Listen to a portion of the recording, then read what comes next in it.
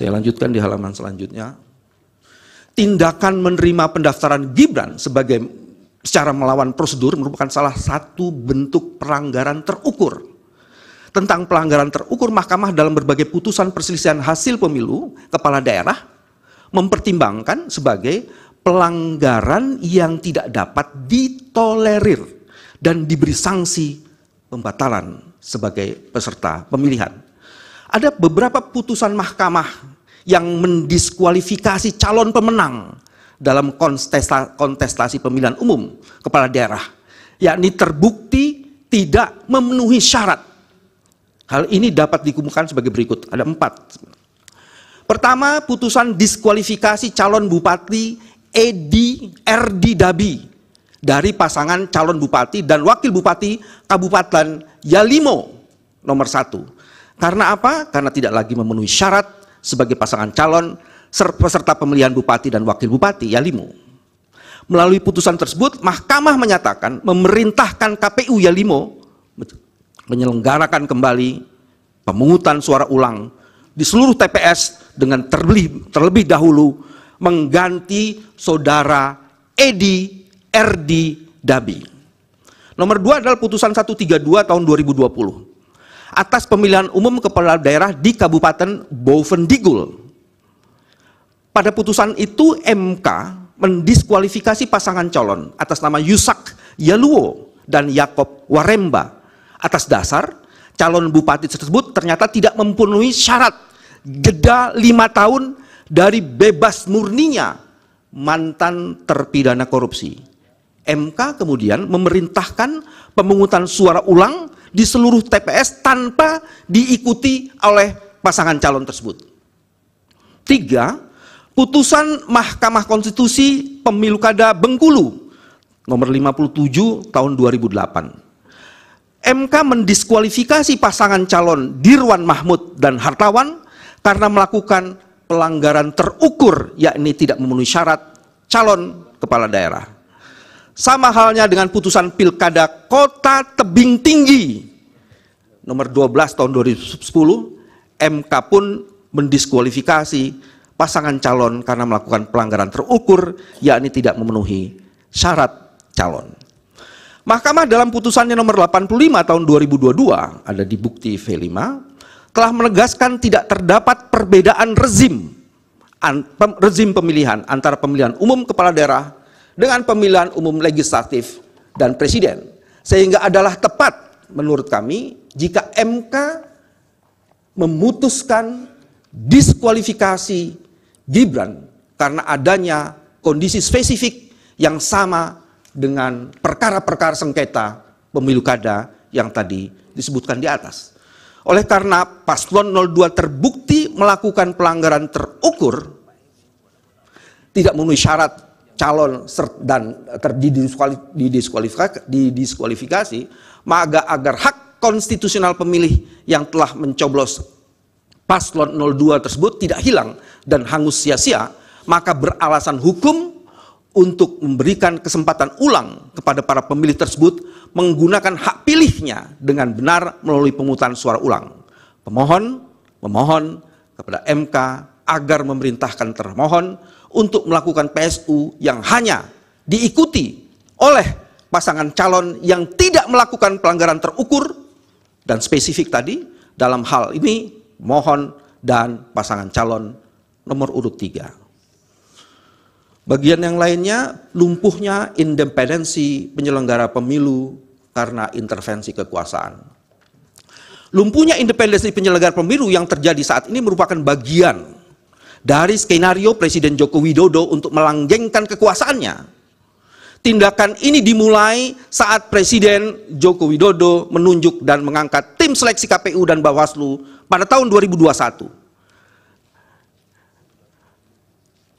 Presiden Joko Widodo telah melanggar ketentuan pasal Akuo, pasalnya ada di poin B, saya tidak sebutkan, dengan memilih dan mengangkat anggota tim seleksi KPU dan Bawaslu yang komposisinya 4 orang ternyata unsur pemerintah, yaitu Yudi Ardiantoro, kantor kepala staf presiden, Bahtiar, Kementerian Dalam Negeri, Edward Omar Syarif Hirej, Wakil Menteri Hukum dan HAM, dan Pungki Indarti, Komisi Kepolisian Nasional. Berangkat dari seleksi bermasalah, praktek curang dan pembelian pemilu oleh termohon, antara lain, saya lanjutkan di halaman selanjutnya, kecurangan dan pelanggaran oleh termohon saat verifikasi partai politik. Jadi termohon melakukan kecurangan pada saat verifikasi faktual dengan memerintahkan penyelenggara pemilu di tingkat provinsi hingga kabupaten kota untuk memanipulasi hasil verifikasi dengan tujuan untuk meloloskan partai politik tertentu menjadi peserta pemilu 2024. Kasus-kasus manipulasi verifikasi partai politik calon ini bahkan sudah disidangkan oleh DKPP. Ditemukan hubungan khusus dan personal antara Ketua KPU Hasyim Asyari dengan Ketua Umum Partai Politik Republik 1, Hasnaini, sebagai salah satu partai calon peserta pemilu. Hubungan khusus itu terungkap di dalam persidangan DKPP, dan Ketua KPU Hasyim Asyari atas perbuatan tersebut dijatuhkan sanksi peringatan keras terakhir oleh DKPP. Termohon bertindak tidak netral saat menerima pendaftaran dan menetapkan Gibran Raka Buming Raka sebagai calon wakil presiden karena syarat usianya tidak memenuhi 40 tahun. Bagaimana dengan Bawaslu? Tindakan tidak netral juga dilakukan oleh Bawaslu. Bawaslu tidak memproses secara profesional tindakan wakil menteri desa yang mengumpulkan orang untuk menggalang dukungan kepada calon pasangan Prabowo Gibran, sampai dengan perbuatan jajaran Menteri Pertahanan yang memanfaatkan fasilitas Kementerian Pertahanan untuk mengkampanyekan Prabowo Gibran. Nanti buktinya kami akan serahkan dan detailnya. Ini tindakan-tindakan. Ada beberapa tindakan yang lainnya adalah poin ketiga di halaman 18. Bawaslu juga melakukan pelanggaran netralitas dengan tidak melakukan pengawasan aktif berupa identifikasi, strip penelitian, dugaan pelanggaran termohon. Karena meloloskan Gibran Raka Buming Raka sebagai calon wakil presiden sebagai temuan pelanggaran pemilu. Padahal hal demikian merupakan tugas Bawaslu.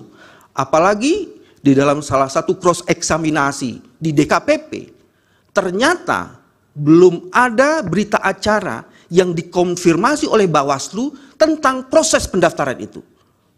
Dan ada tindakan yang tidak bertanggung jawab dari Bawaslu mengenai hal itu. Saya akan lanjutkan lagi di poin selanjutnya.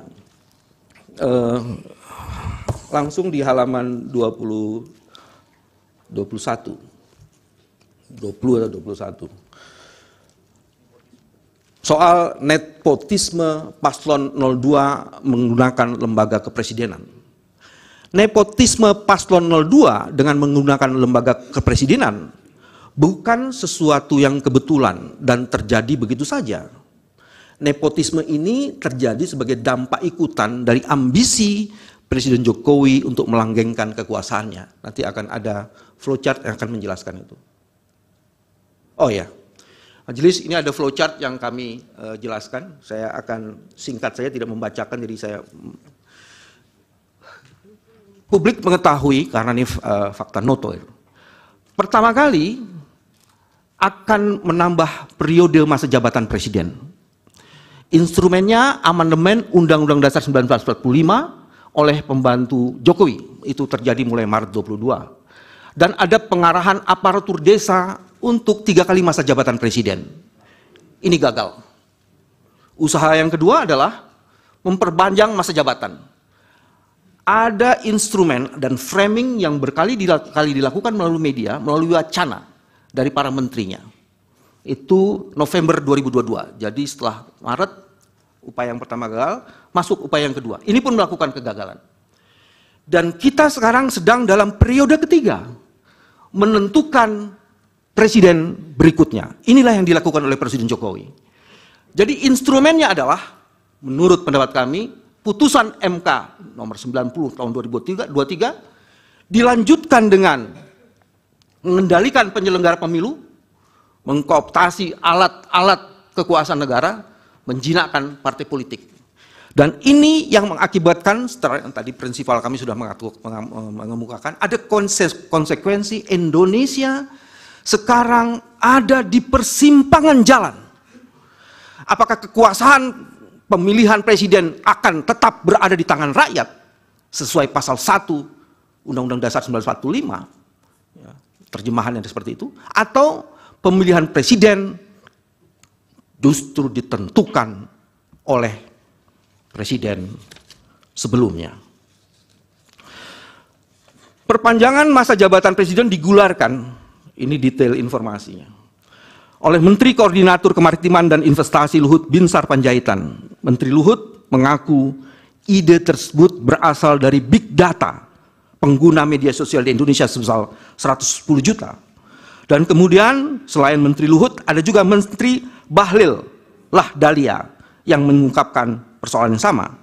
Atas wacana tersebut,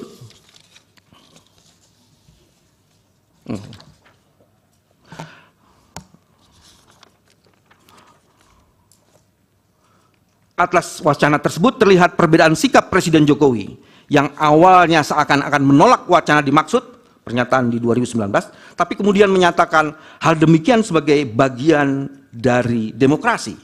Itu pernyataan tahun 2022. Sikap inkonsistensi ini menunjukkan adanya motif yang sungguh sangat terang benderang dari Presiden Jokowi untuk melanggengkan kekuasaannya. Selain tidak tegas terhadap berbagai upaya menteri yang secara nyata menabrak konstitusi, upaya pelanggengan kekuasaan oleh Presiden Jokowi juga terbaca dengan sangat terang setelah beliau menyatakan dengan tegas akan campur tangan dengan cawe-cawe dalam pemilu 2024. Pernyataan tersebut disampaikan pada saat bertemu dengan para pemimpin redaksi media serta konten kreator pada 29 Mei 2023. Pernyataan Presiden Jokowi di atas bererat kaitannya dengan permohonan pengujian Undang-Undang Pemilu oleh Almas Sakib Biru yang menyoal syarat usia capres dan cawapres yang diajukan pada tanggal 2 Agustus 2023. Ada dua fakta yang dapat digunakan untuk membaca hubungan antara dua peristiwa ini, yaitu peristiwa pertama, posita alasan permohonan pengujian Undang-Undang Pemilu oleh Almas sebagaimana tertuang dalam putusan nomor 90, secara eksplisit menyatakan Gibran Rakabuming Raka sebagai sosok potensial yang menjadi bakal calon presiden atau calon wakil presiden. Lebih lanjut, Almas dalam permohonan pengujiannya pasal 169 huruf Q Undang-Undang Pemilu menyatakan sebagai pengagum Gibran Rakabuming Raka. Dengan demikian, peristiwa pernyataan Presiden Jokowi akan cawe-cawe dalam pemilu dengan permohonan Almas adalah satu rangkaian yang saling terkait dan tidak berjalan sendiri-sendiri. Hal ini terlebih lagi tidak lama setelah itu ada putusan nomor 90 dan kemudian dilanjutkan Gibran Rakabuming Raka resmi mendaftar sebagai pasangan calon.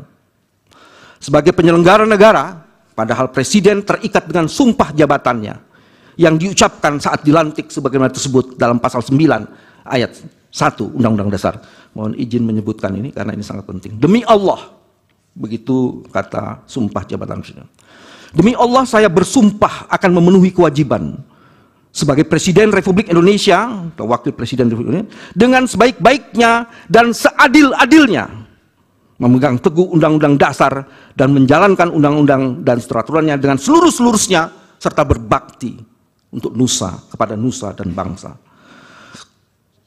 Frasa bersumpah akan memenuhi kewajibannya dengan sebaik-baiknya dan seadil-adilnya mengandung arti bahwa presiden harus berada di atas dan untuk semua kelompok dan golongan, berlaku yang seadil-adilnya dalam konteks penyelenggaraan pemilu.